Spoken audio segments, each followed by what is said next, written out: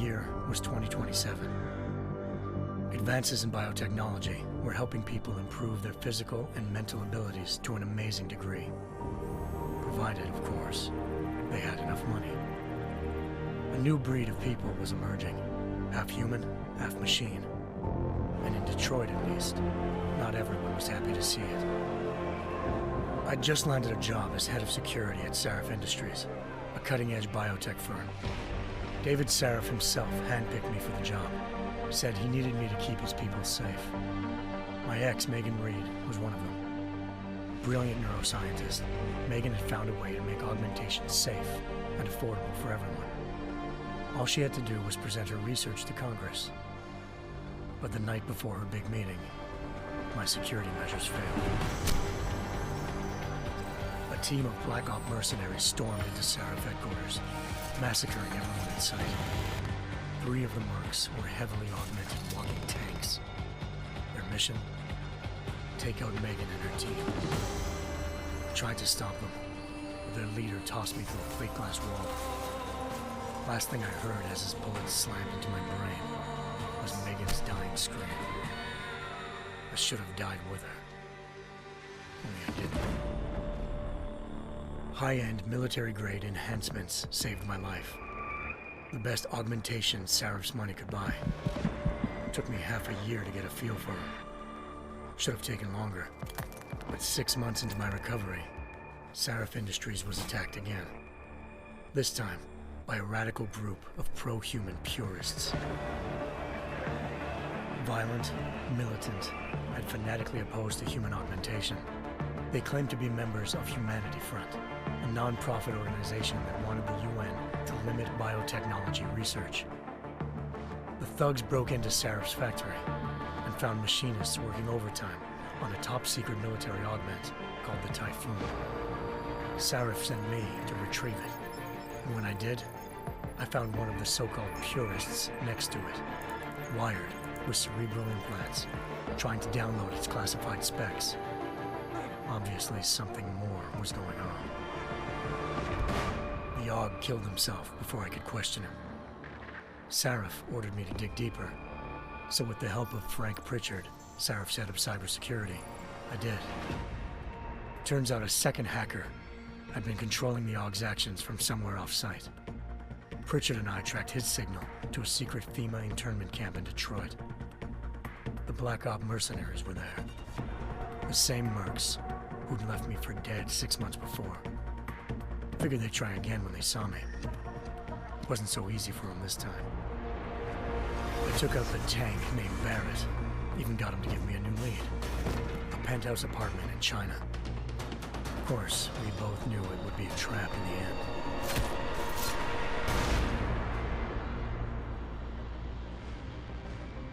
Hengsha Island, China. Home to a city so crowded, they had to build a second city on top of it. Trying to find clues in Hengsha wouldn't be easy. Lucky for me, I wasn't alone. Farida Malik, Sarif Industries' ace pilot, had lived in Hengsha before. A good person to have on your side. She knew enough about the place to get me around. Malik dropped me in the lower city, close to the penthouse Barrett had told me about. Bell Tower Associates, a private security firm under contract to the Chinese government, had agents tossing the suite when I arrived. Just not for the reason I'd been expecting. Turns out the man who lived there was a criminal hacker named Van Bruggen. The same hacker who'd been remotely controlling the AUG in Sarif's factory. Van Bruggen's panicked decision to force the man to commit suicide had been a mistake. Now his mercenary partners were gunning for him, and I needed to find him before they did. Locating Van Bruggen meant playing nice with the Triads, Hengsha's organized crime lords. They had the hacker holed up inside a low-rent capsule hotel. By the time I found him, Van Bruggen had no qualms giving up the woman who hired him. Zhao Yunru, president of the Taiyang Medical Corporation. According to Van Bruggen, Zhao wanted to monopolize the augmentation industry and had hired Black Op mercenaries to destabilize her competition. Sarif Industries was at the top of her list. To prove this, I needed to get inside TYM and grab a surveillance hologram off a server. I suspected Van Bruggen was hiding something when he told me this, but nothing could have prepared me for what I saw. Megan wasn't dead. She and her 4 best researchers had been kidnapped, spirited away somewhere while their kidnappers made it look like they were dead. Desperate to learn more, I confronted Zhao in her penthouse. She claimed to be a pawn in a bigger plan, and hinted at a group so powerful it controlled global interests at a whim. Then she slipped into a panic room and hit the alarm, forcing me to make a very quick exit. I figured Zhao was lying, but part of her confession made sense. David Sarif had been worried about his people. So worried, he'd required all of them to have subdermal locator devices surgically implanted. The GPOs would have been broadcasting the day of the attack. But Zhao said a single call to Picus, the world's leader in global 24-hour satellite news, had turned those signals off. I needed to fly to Picus headquarters in Montreal if I wanted to learn more.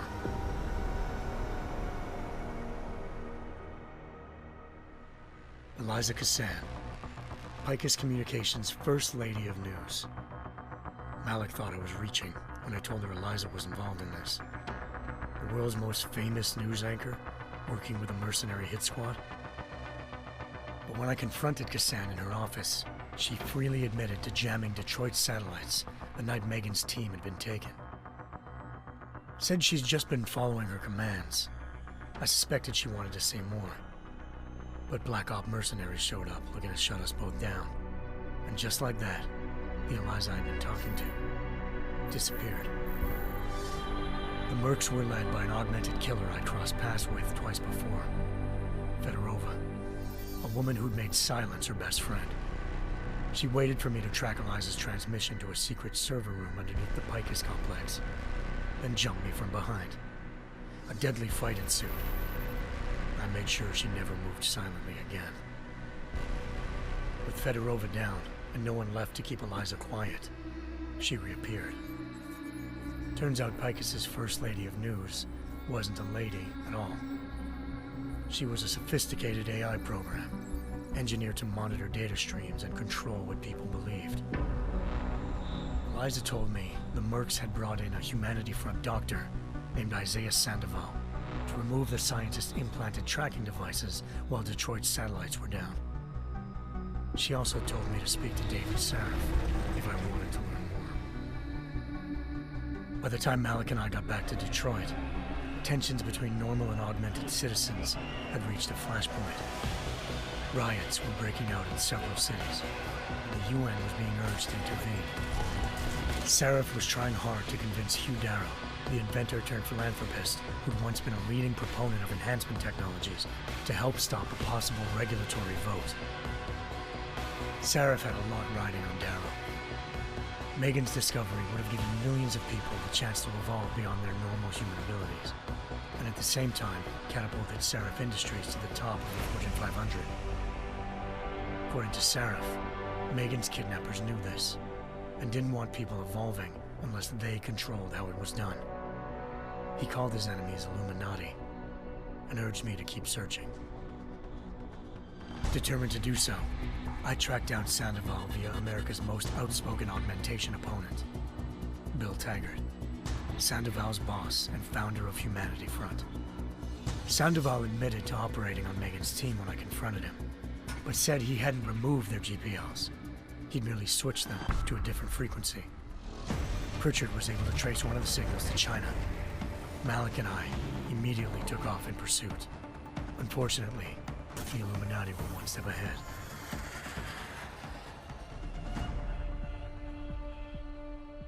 Ambushed. Shot out of the sky by Bell Tower Associates, seconds after entering Hengsha's airspace. Malik's piloting skills saved me. After a tense and bitter struggle, I escaped into Lower Hengsha. The tracking signal I was following led straight to the Triads, or more specifically, to the augmented arm of Tong Si-hung, leader of a gang of augmentation harvesters.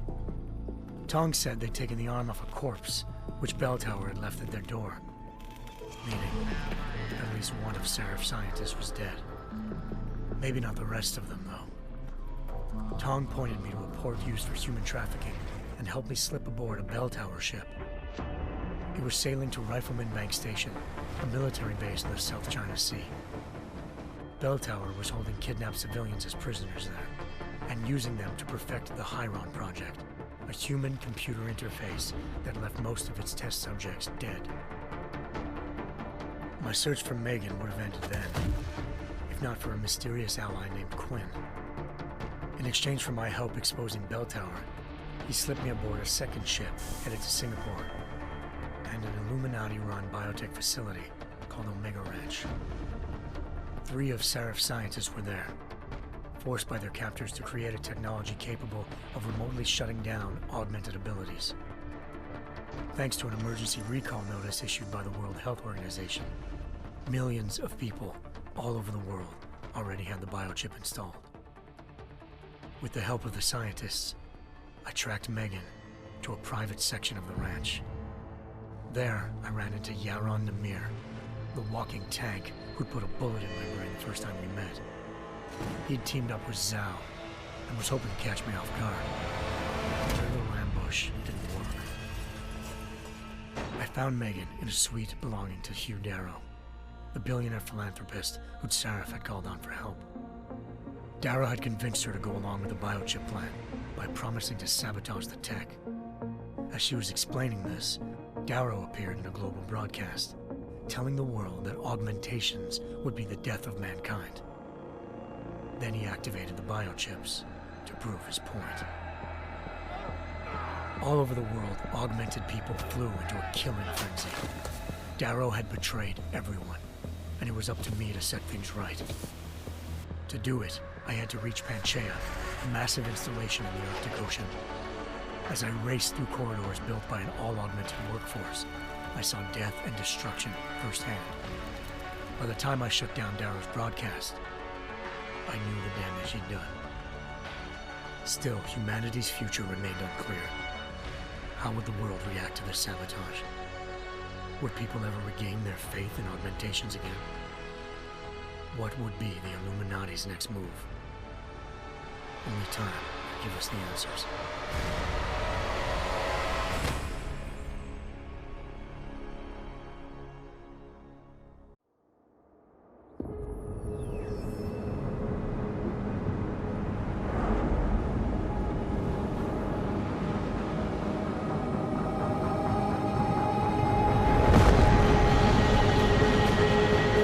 I once thought I could save the world. Now look at it.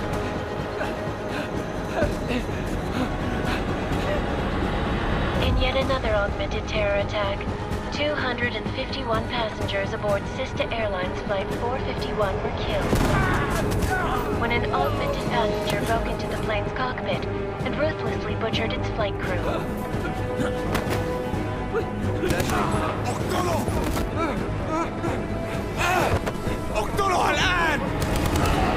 Details recovered from the black box recorder suggest that the man may have been suffering flashbacks to the AUG incident. That horrible day 2 years ago when augmented people all over the world flew into a psychotic killing spree, causing the greatest loss of life in recent history. Sometimes, you just have to let go and embrace what you've become. Not gonna go all wonky on us now, Hansa, are ya? Well, if I do, McCready, I guarantee you'll never see it coming. Agent Jensen! Am I gonna have a problem with you? No, sir. No reason to assume you would. Good, because you are the only augmented operative on this team, and I intend to make good use of you. Listen up, all of you. We got a sandstorm barreling down our arse and we can't afford to make mistakes. We're going after this man, an arms dealer named Shepard. He's ex-Bell Tower, one of the Special Forces commanders who disappeared during the incident. And he's come out of hiding. That cannot be good. It's not. He's selling weapons and military-grade augments to terrorists. This is Aran Singh, the undercover agent who lured Shepard out of his hole. Best you see Interpol's got. But 3 years he's worked hard to get in tight with the Jinn. an Iraqi smuggling cartel that's infected the Eastern Hemisphere like a plague. Last week, our arms dealer sent a message to the Jinn, offering to sell them a shitload of black market merchandise dirt cheap. They told Singh to handle the buy. They're not gonna like it when Interpol disrupts their party. Sing's cover really that good? It is right now. We need to keep it that way. This is where the deal's going down. A half-finished high-rise hotel that's been abandoned ever since the incident. It's not a pretty picture inside. Let me guess. Most of the laborers were augmented with heavy-duty industrial rigs. So when the incident hit, and they all went schizo, things got gruesome real fast. And no one, except for some homeless junkies, have been inside the place ever since. So what's the plan, Director? Singh's meeting Shepard on the ground floor, inside the hotel's main atrium. He sent the bulk of his Jinn crew to the penthouse levels to secure a vantage point. I want McCready's team to take up positions overlooking the atrium and make the arrest. Jensen, you're going in solo from the roof. My objectives? Keep the Jinn from joining the party. As far as we can tell, only one route connects the atrium to the penthouse level, a halfway decent elevator shaft. Here. I want you to block access to it. Fine. Just cut me loose. Do you plan on relying solely on your augments for this one? I'd recommend taking a little hardware, just to be sure.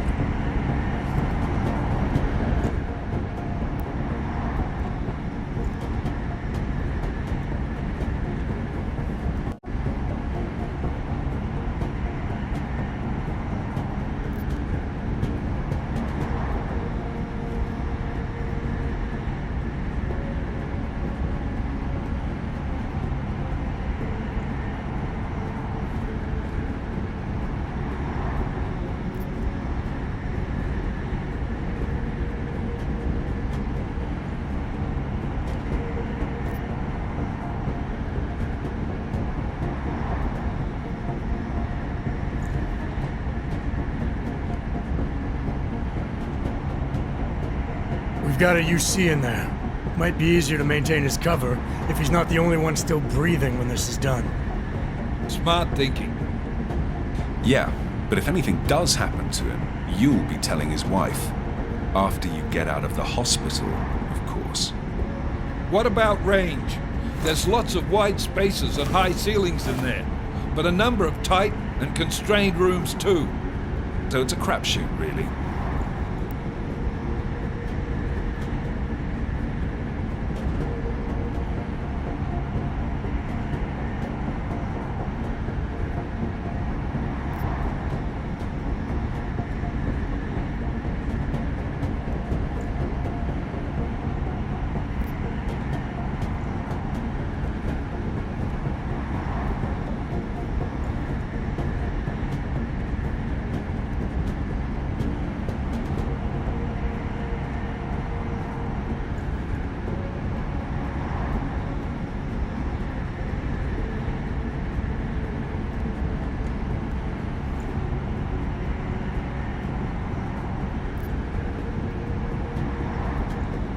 Well, I'm not looking to play dice with anyone in there. Give me something with distance. Your call. Less chance of being seen and compromising Singh that way. One last thing, Jensen. Singh said the Jinn are using some sort of portable Wi-Fi device to boost communications. He's got a better chance of maintaining cover if you disable it. I'll keep an eye out for it. But aren't we on the clock here? You said there's a sandstorm moving in. There is, and we got the intel on this mission at the very last minute, so we're scrambling a little. If it comes to it, your number one priority is keeping the Jinn out of that atrium. Copy that. Time to put away your heavy thoughts, gentlemen. We're approaching the target building. You're up first, Jensen. Let's do this. Task Force Actual. This is Knife Leader. Engage Hush drives and descend to Angels 1-5.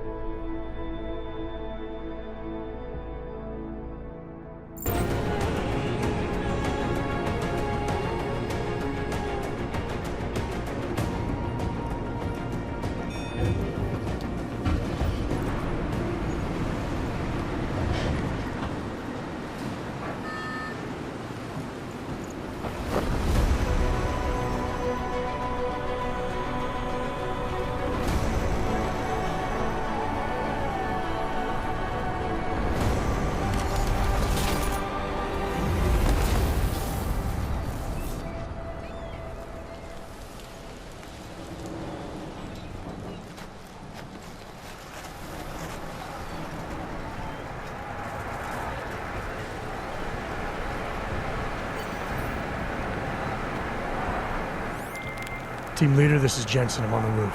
Solid copy. Move into the building. The access route you need to block is at the far end of the penthouses. And keep in mind, the direct route might not be the easiest one. Roger that. McCready will advise once his team is on the ground. Miller out.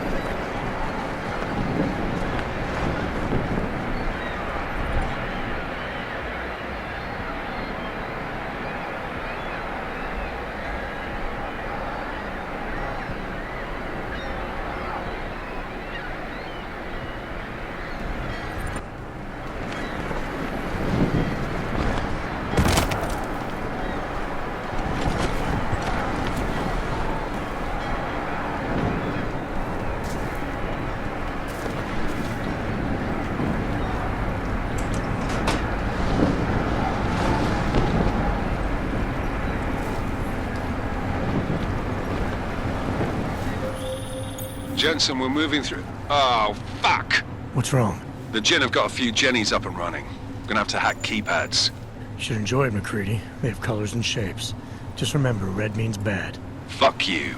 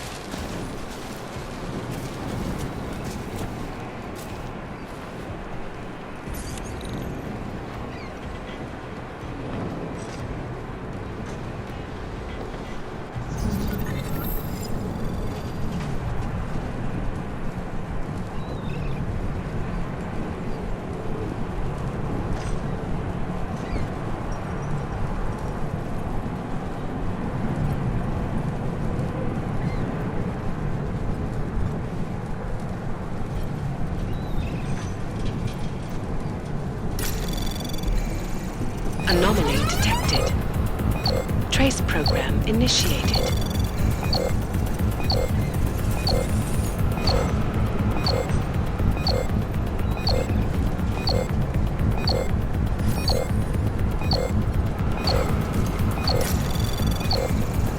Access granted.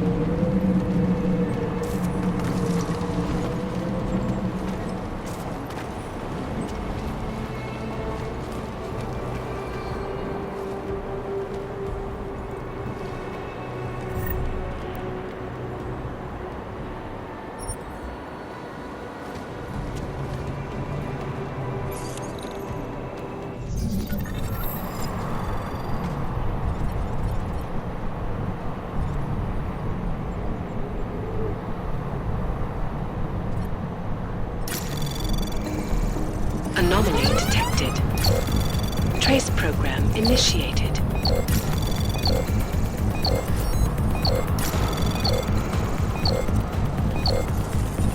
Access granted.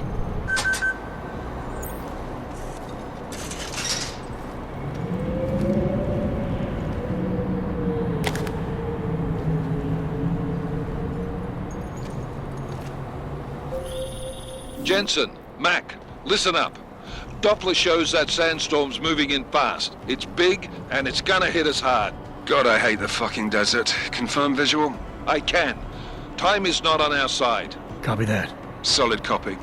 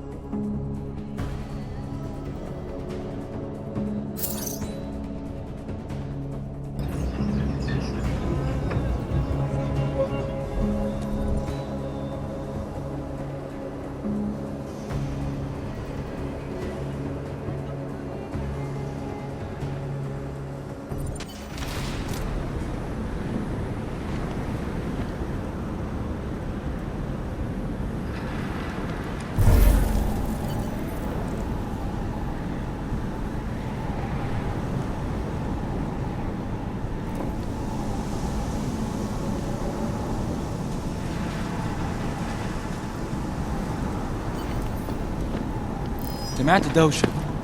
دايما بيكون في حاجة تأكد عليهم.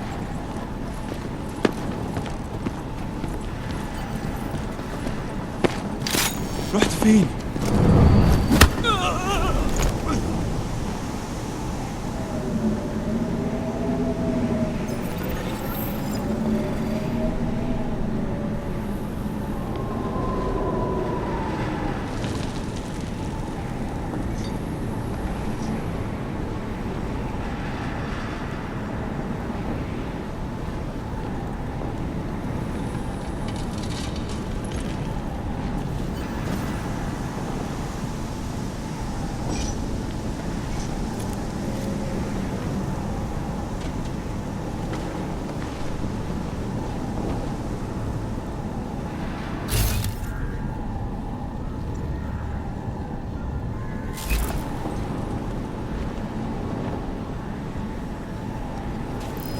ها؟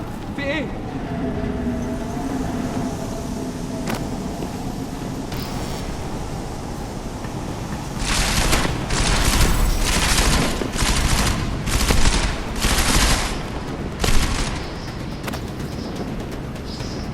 موت بقى يا كلب!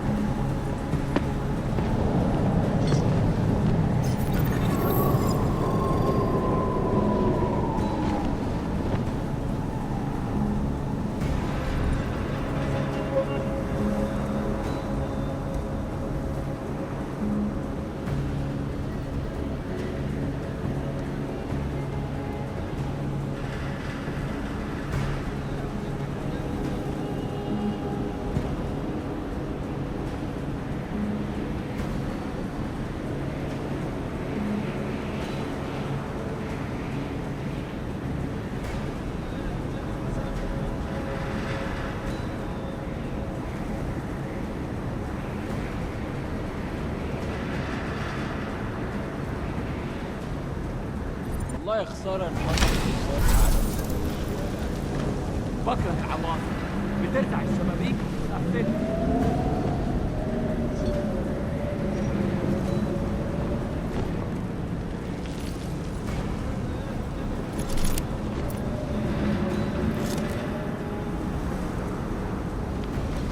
يا ريت يتحركوا بسرعة شوية، لو الريحة هاجت علينا هنموت.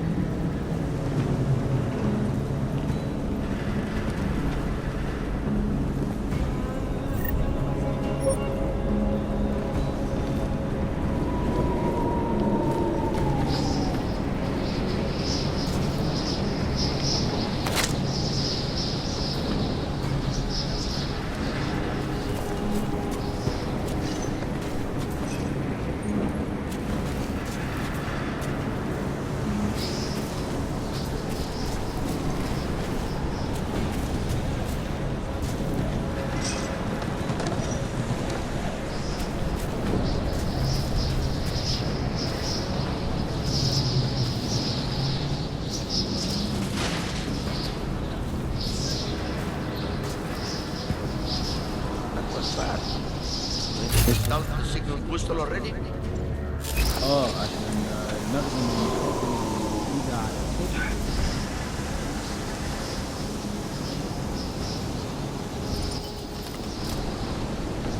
That was fast. We installed the signal booster already?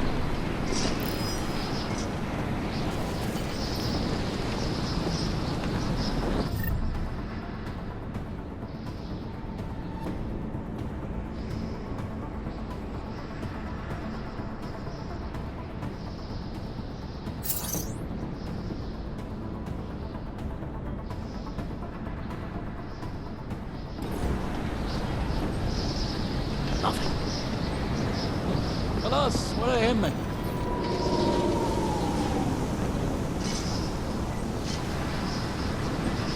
Something is happening here.